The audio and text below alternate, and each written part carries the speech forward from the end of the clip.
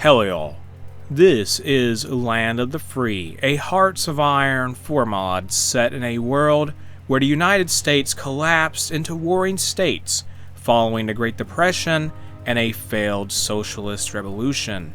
On that note, this video will act as part 1 of a Erie playthrough. Here's some brief history on Erie in this mod. Despite their seemingly victory over the Reds, the Federalist movement could not stop the collapse of the United States. MacArthur had been busy fighting the League of Nations to allow federal forces to flee east. After being able to keep the League of Nations forces east of the Ohio River, MacArthur set up a provisional government and began an expedition through the Great Lakes. However, Red Guards attacking from Chicago cut off MacArthur's men, leaving some trapped in Upper Michigan. MacArthur fled back to Erie, where he vowed to return to his cut-off soldiers. We have begun. Now let's go to our national overview. In this we can see that we have 4 national spirits, and they are American Warlord, very low legitimacy, demoralized army, and MacArthur's command. As for ruling ideology, we have authoritarian populism, and the ruling party is the Federalist movement, MacArthur's faction. Douglas MacArthur, as you can probably tell, is the leader of the country. He has a very good leader trait called American Caesar, which grants divisions of Erie higher division attack and defense on core territory. Historically, Douglas MacArthur was a well-known military leader who served in World War I, World War II, and the Korean War. He is notable for participating in the Philippines campaign in World War II, overseeing the occupation of Japan from 1945 to 1951, and leading United Nations forces in the early part of the Korean War. Speaking of the United Nations, the League of Nations had basically took over most, if not all, of the east coast of the former USA, so that's just very fascinating to see MacArthur essentially stuck against the Northern Mandate, who it seems they answer to the League of Nations, it looks like. Now, going to our research tree, we have 2 research slots. Let's go ahead and start researching basic machine tools, as well as construction 1. That is done. We have 4 free civilian factories. Let's build something in Cleveland. Do that, yeah. We have 2 military factories. Put them on rifles. That shall be done now. Wait, let me see my template for my divisions. We have infantry brigades. They need support equipment and artillery. Yeah, let's go ahead and do that. I think we also have armor. Yeah, we do have a couple of armor divisions I need to probably arm at all times. That's done. Good. Great War Tank, I don't care, whatever it is. Get these divisions here. See who our commanders are. We have 10 divisions in total. No Air Force or Navy, I believe. And let's go here. We have Dwight D. Eisenhower, Edward Harding, Sia SLA Marshall, Oscar Griswold, and Douglas MacArthur as the Field Marshal of Erie. So we have 4 generals and 1 Field Marshal. So let's have Dwight Eisenhower lead the troops as a general.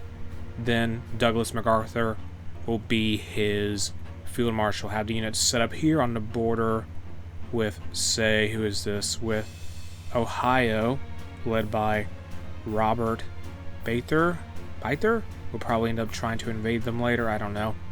Let's go to our focus tree and complete the True Patriots. That will take 7 days. So all we gotta do now is wait. And we just have all of our army assembling there. Yes, I know I need equipment. A Union for Never. So we completed that event. The True Patriots. Now we have this event.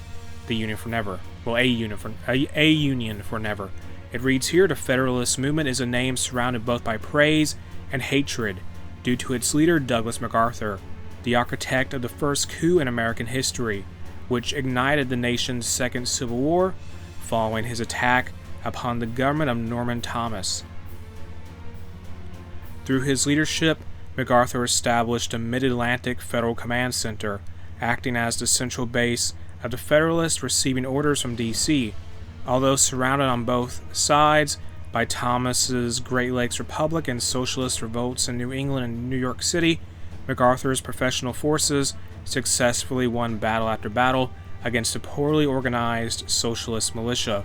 This all changed after the Soviet intervention occurred, which, with their guidance, was Thomas able to halt the federal advance. The situation seemed bleak until a dispatch from London announced the legitimacy of MacArthur's government and promised to send aid in his war against socialism. Although the Federals and the League of Nations at first fought side by side during the East Coast intervention, the federal opinion of them shattered after the League began military occupation of American cities. MacArthur, in a fit of rage, ordered federal forces to attack international armies, but this would be their downfall. With overwhelming League pressure, the movement along with the United States collapsed, so the League of Nations essentially destroyed what was left of the United States, it seems, in the land of the free's narrative in the story here. But MacArthur wasn't finished. With his few remaining loyal forces, he ordered a march into the Great Lakes, with the occupied city of Pittsburgh as the provisional capital as a forward base to prepare reclamation of America. However, on his mission, a socialist army leaving Chicago ambushed federal forces. Far outnumbered, the Federals mounted a desperate defense, but they were unable to hold them back. MacArthur began a disorganized retreat across Ohio, but as a result, the Fourth Army under George Gruner became trapped in Michigan. Their failure caused men of the Ohioan Army to defect for MacArthur and proclaim a rival regime in Columbus. Now controlling a rump state, the Federal Army is demoralized and tired of war. But MacArthur urges that once the internal threats are vanquished, the promise of American democracy will be fulfilled, and the eagle will rise again. But as his powers grow more dictatorial by the day, can this really be true? Our truth is marching on. So from that we get base stability. I think right now, currently as I record this, the focus tree for Erie just stops at the regional level, meaning it stops here once we dominate the Great Lakes essentially. Let's complete a dressed army. This will take 49 days. It will give us 75 army XP, and it will give us 50% cost reduction for land doctrine, which I mean, looking at this here, I don't think that really matters ultimately. It doesn't, does it not? I don't know. I don't entirely know. Can I justify on Ohio? The Second Culto War begins. For the past few months, both governments of Costa Rica and Panama have reported the increasing frequency of skirmishes and clashes over the disrupted region of Coto Brus. The final nail in the coffin was when the Costa Rican military crossed the border and fought directly with the Panamanian local police. This has resulted in a declaration of war from the Panamanian government. So war is breaking out there in Central America. Right here, yeah. That's where they're fighting, over this area. And that focus is done. Addressed army is now its complete West Point tradition. This will take 49 days. It will modify the demoralized army national spirit and give us a national spirit known as talented officers, which grants our army more experience gain, faster planning speed, a higher max planning factor, and a better daily command power gain multiplier. Doctrines available. What do we go with? I guess let's go ahead and do superior firepower. Sure. Do that. At least we have some tanks. I am happy to have those. Let me get some infantry brigades made. Or no, National Guard. Maybe they'd be good. Let's just make National Guard for now, since I don't really have the supplies for tanks and all that. And we're going to complete the focus, MacArthur's speech. This will make us have...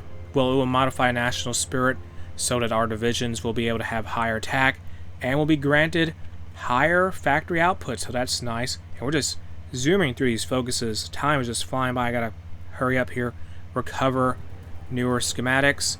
This will give us a research bonus for infantry weapons and support artillery, plus 400 units of infantry equipment and that will be added to the national stockpile. We're just going to make National Guard units. Recover newer schematics is done. Good. Now, let us start doing the focus. Restructured officers. This will remove the demoralized Army national spirit, which will be pretty good. That's very nice, because that is rough. It causes us to have 15% slower mobilization speed, 5% less division organization, 5%, say, recruitable population factor, and minus 10% division recovery rate. What's this war about? The International Expeditionary Forces in the Great Lakes declared war on the St. Louis territory. They're right here. Interesting. Very interesting. We're still getting ready to invade Ohio soon. Complete Concentrated Industry 1. Good. Restructured officers is complete. Let's start doing Return Ohio to the Fold. Return Ohio to the Fold, please. Yeah. Don't know what I was saying there.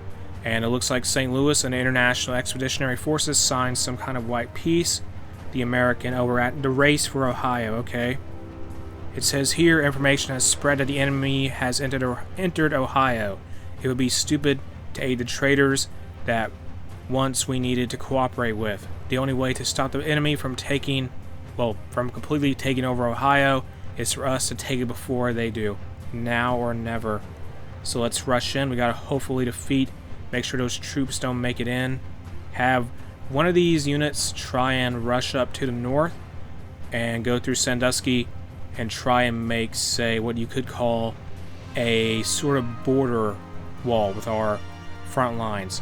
Now let's complete the focus. Retrieve the Constitution. We're going to try and get the Constitution from the Northern Mandate, which will be interesting. Push, please, push, advance, forward, go, get as much victory points as you can. Take every single city. Push, tank, get to Springfield, get to Columbus. Move, go quickly. Go, my armored divisions, go. And now there's an Indianapolis uprising. The Indianapolis uprising. It says here, General Walter Wendell Smith has announced that a fascist rebellion has sprung up in southern Indiana against the local international garrisons, led by national hero aviator Charles Lindbergh and populist Gerald L.K. Smith. The self-proclaimed American Redemption Authority aims to expel all foreigners from American soil by any means necessary. No official statement has been released by both mandates, though many speculate that support will be given to the International Expeditionary Force. So here we have the patriotic state of Indiana being led by Gerald L.K. Smith and being supported by Lindbergh. Keep pushing. Come on, get to Springfield. Get to Lancaster. Get to Lancaster. Surround those divisions. Do that. Surround them. Good. Now we just got to hold them. Never mind. It doesn't matter. Retreat to Constitution is done. Let's complete, say, what gives us a bonus. Give me, if not in the military, this will give us some manpower and will also allow us to call up reserve divisions. How will that help us? Well, it will give us some soldiers. The response from the Mid-Atlantic Administration. A convoy from the League of Nations has dropped off the Constitution in a wooden box. After checking for traps, the Constitution now is safely displayed in the center of the Erie City Hall. Surely the people in our lands will start to have confidence in us now that we have one of the most valuable pieces of the United States. Great news. So the League of Nations just gave us something, and that gave us a national spirit, and we have higher legitimacy now. This will give us the Constitution will grant us better political power gain, higher stability, as well as higher war support, which is interesting. Complete the focus. We'll just start research in Excavation 1, get that done. Go. Do that, please. Get to the city. What are you doing? Get to the city. Get to the capital. Get to Springfield. Get to Columbus. They're taking all the cities. We're busy slamming our soldiers into the armies of Ohio. Take the city, please. Get more victory points. They already took Springfield. And we are now meeting up with Chicago, effectively. So if not in the military, we'll be done soon. Good. Can we not take Columbus? Capture Columbus. Get to Columbus. Get Columbus. Take this area here, if not in the military. Let's get this Ohio conscripts here. Thank you. As well as these Pennsylvania conscripts. Okay, so I guess those were like reserve divisions. We no longer get the effects from Strike First. Return the Writ of Habeas Corpus. Get that to get more legitimacy, which will grant us more daily political power gain and higher stability. Also, Iowa's fighting Iowa, and there's another, the socialist state of Iowa is fighting the federal state of Iowa. We have more victory points here, so let's use those. Come on, okay, we get South Ohio. Chicago gets North Ohio. Oh boy. So let's take our army at this point.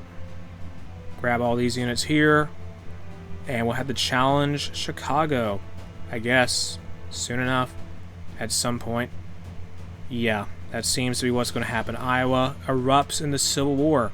News from Des Moines has slowly reached all corners of the United States that Iowa has collapsed into a three-way civil war. That seems to be what happened. That focus is done there. Good. Let's choose set an example. What's this about? Forgive those who plead. Set an example. Do that. And this will give us a core on North and South Ohio. So who is all involved in the war? We have Iowa, Free Iowa, and Dubuque, which is communist Iowa. So some Iowa on Iowa action there, without a doubt. How's Indianapolis doing? Indianapolis, they're pushing against they're pushing against international forces. It looks like we have another division established. Good. And what does this do? In front of MacArthur, well, we have the event here, final decision. In front of MacArthur were generals Leo Kreber and Daniel Van Voorhis. Knees on the ground, hands tied behind their back, and potato sacks over their heads. MacArthur abruptly removed the bags, and the bright afternoon sun pierced their eyes. General Kreber looked around. Dozens of Federalist soldiers had their rifles pointed at them, with Eisenhower and MacArthur standing behind them. So basically, there's going to be some executions, essentially. And from this event, we'll get 50 political power, 5% war support, and lose minus 5,721 manpower. So that is that. And an example has been set by MacArthur's government in Erie. So at this point, let's complete the focus, address the situation. That will take 35 days, grant us 50 political power, as well as 5% base stability. So we're going to be doing that for now. With that, I'm going to end what is part 1 of my Erie playthrough in the Hearts of Iron 4 mod, Land of the Free here. If you enjoyed the mod, you can check it out in the video description. The link to it is there. If you enjoyed the video itself, make sure to like, comment, and subscribe.